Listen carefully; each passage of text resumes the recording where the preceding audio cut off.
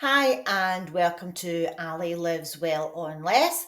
I'm Ali and I'm here today for an extra video to show you how I make my sourdough bread. There are loads and loads of great YouTube channels out there that can show you how to make it. This is how I do it. There's no right or wrong way. I have just developed this method over the last year. I have tried before to make sourdough, but where I fell down was I couldn't make my own starter. So I cheated a little bit and I bought a freeze-dried starter from Sourdough on the Sea. I think it's called. I'll leave a link below. But if you have the patience and if you have a warmer kitchen than I do, you can make your own sourdough starter simply by using flour and water. It's that simple. So sourdough bread is just made from flour, salt, water, and the sourdough starter. So in a previous video, I showed you inside my fridge and I showed you my sourdough starter. Now, I keep mine in the fridge because I only use it once a week.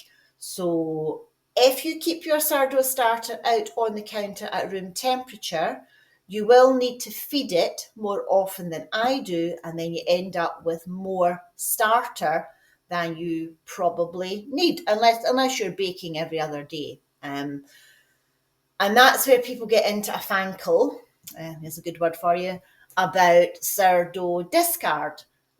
Using my method, there is no discard because when I'm not using it, I keep it in the fridge so it doesn't need fed.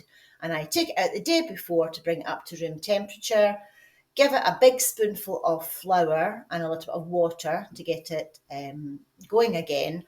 And I did that yesterday. So today it's ready to use. Okay, so I'm going to show you how I do it. This, as I said, is not the correct way, the wrong way. It's just the way that works for me. So I'm going to move the camera. I'm filming this on Clipchamp on my laptop so that I can edit it. But even then, Clipchamp is being a bit funny with me. So let's see if this works. Okay, so coming down. Right, hopefully you can see what I'm doing. So measuring out the flour first. So I'm just going to tear this, okay, to 0. And you need 500 grams of flour. Now, I use organic bread flour, mainly because I have some digestive issues and I can't process ordinary wheat and gluten. So just me personally, I find this works for me. So 500 grams of flour.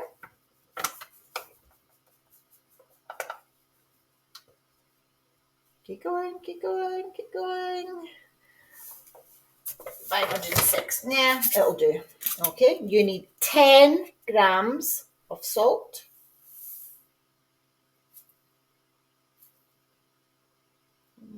Okay, there we go. And your sourdough starter, now it should be slightly bubbly on top. It should be the consistency of pancake batter is probably the best way to describe it. So I'm just going to give it a stir. Okay, and I normally do between 80, I'm just going to tear this again so it's better to do, between about 80 and 90 grams I aim for. I'll leave the exact recipe below, but I've been doing this a wee while, so I kind of know how it feels to me. So you can see the consistency it comes out. Okay, so between 80 and 90, so 70, 87. Yeah, that'll do. Okay, and it's important not to use metal, apparently, in a sourdough. So I have a wooden stick, so that's fine. Pop that there just now. Okay, so I can take it off. So in here, all I have is flour, salt, bread dough, sourdough starter, the flour and water mixture. Years ago, I used to make bread using a bread machine, and they used to always tell you to keep the salt and the yeast, obviously I was making yeasty bread, separate. So it's just kind of something I do. And then what seems to work best for sourdough is either filtered water or bottled water. And I think that was maybe a mistake I made before in trying to make my own starter. So I can't remember the exact measurement. I will leave the recipe below. But as I say, I've been doing this for a wee while, so I kind of eyeball it now anyway. So really simple. I do have clean hands. So I'm just going to start off by stirring it round. Okay, a bit more. Okay, we're starting to get a little bit sticky. And I think I could probably get away with a little bit more water. And then it's time to get the hands in. Yeah, I think that's probably about the right consistency to get the hands in. So I'll take out my stick. Okay, now sourdough is quite hands off, so it doesn't need a lot of kneading. The active bit in the sourdough starter does all the work for you. So all you need to do is get this incorporated into a ball, and it doesn't even need to be a smooth ball. And you can see all I'm doing is I'm just literally squeezing it together until I get most of the flour incorporated. Okay, so the dough is now at what I've heard some people call the shaggy stage. Okay, so the shaggy stage is basically, it looks like that. Okay, so it's not smooth, it's not nice and elasticy yet, and that's it, and that's all I'm going to do to it just now. Okay, now you can see from my hands, not too much sticking to it. If you have a dough that's too wet, it will be really sticking to your hand. You know, you might need to add a little bit more flour, but try not to do that. Okay, so that's it. That's all I'm going to do just now. How long did that take? Less than a minute. Okay, I'm going to cover it with a bit of muslin, and that's it. I will leave that for about an hour, and if Clipchamp lets me, I will show you the next bit of the process. So throughout the rest of the afternoon, I will come back roughly every hour or so.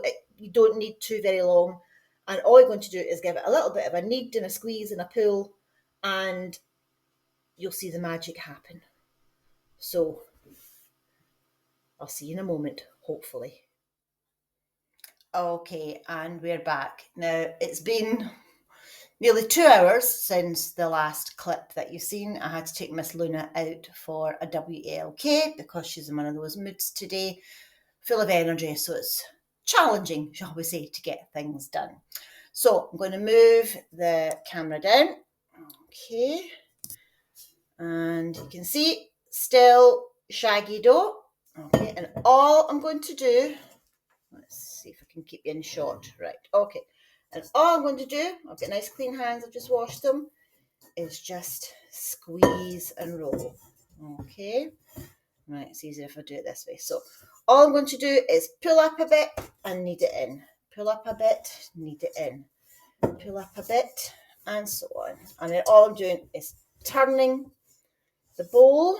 Okay, so all I'm doing is pulling it up a bit and put it into the middle. Turn the bowl a bit. Pull it up from the sides. Put it in the middle. Okay, and all I'm doing is pulling it up and pushing it down.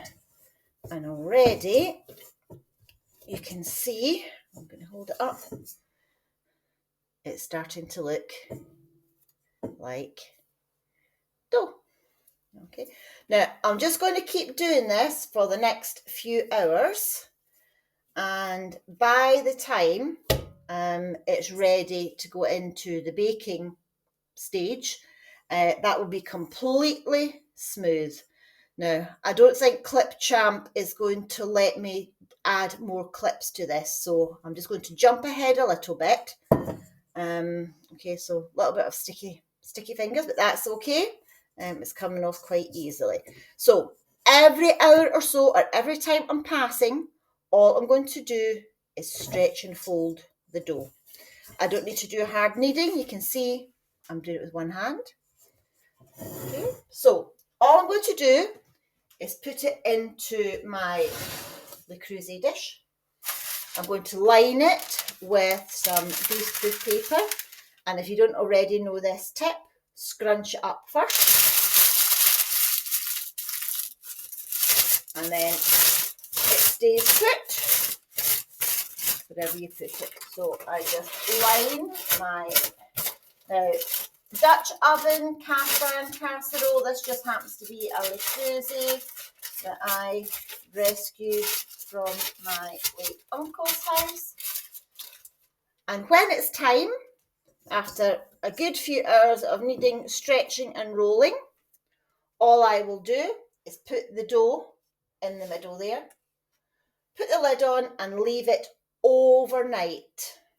Okay, and leave it overnight with the lid on, and then in the morning I will bake it, and that's it.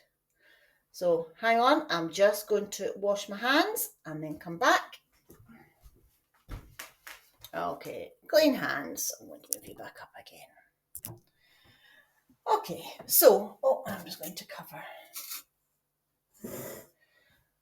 So once I come down in the morning, I will just put a slash in the top of the dough. It will have risen and filled the dish. So all I'll do is put a cross in the middle, lid back on, and you put it in a really hot oven. So it's 230 degrees from cold. Put it in the oven, turn the oven on 230 degrees, and it bakes for 45 minutes with the lid on, and the last 10, and then after the 45 minutes, you take the lid off, you cook it for another 10 minutes. So in total, 55 minutes in the oven. Now, the method I do is just from cold oven, and then it heats up. Other recipes will tell you differently. It's up to you. This is just the way I have been doing it for the last year or so, and it seems to work for me. So I hope it works for you. The true master of sourdough is Lisa over at Farmhouse on Boone. Boone is Boone, and she has a whole playlist of sourdough stuff. So all I bake is a loaf of bread, and I occasionally make sourdough pancakes, but that's it. But she goes through the whole range of sourdough things that you can make. Sourdough is not for everyone. Some people don't like the texture of it. I happen to like it, and it agrees with my digestive system, as I said earlier. I can't eat commercial bread just because of all the additives in it. It just really upsets my stomach. But this seems to work for me. So if you get any questions, or if I've missed out anything, ask me below and I will do my best to answer you. At the end of this clip, I will insert a picture of the loaf that I baked last week. So you'll see what it comes out like. And it's delicious. I really like it. So for me, it costs around 85 pence a loaf, excluding the energy. But the actual ingredients cost me about 85 pence a loaf.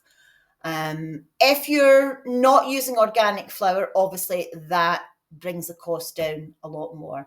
And I get, now what did I count? I think I get 12 slices from a loaf. And as I say, I slice it and freeze it, and then I just pull out a slice or two at a time. Yeah, it's quite an easy process. I think there's quite a lot of myth and mystery around sourdough, but the way I do it means I don't have any discard, and for me that's the important thing, that there is no waste. It lives quite happily in the fridge, so the starter lives quite happily in the fridge for about 2 weeks at a time without feeding it. It also freezes. I have tested it, and I took a portion out and froze it, and then defrosted it, and fed it and made it into a loaf, and there was no difference at all. So if you're going away, or you find you've got too much starter, or you want to give it to someone else, it freezes really well. So there you go. That is how I make my sourdough bread. I hope that's of use to those of you who were interested in the process that I use. And as I say, I'll pop a picture on at the end here of what it usually looks like. And I'll do more of the details in the description. So if you want to know where I got my starter, the exact recipe, ingredients, and the website that I got my starter from, because it also gives you quite a lot of information and hints and tips and tricks on baking different types of loaves as well. So fingers crossed that Clipchamp lets me edit this video and you're seeing it as it is, because it's already deleted the bit I did yesterday. So I think if I just do clips all in one day, it seems to like me. So fingers crossed. And if you decide to have a go, good luck. And I will catch you in the next video. Have fun. Bye.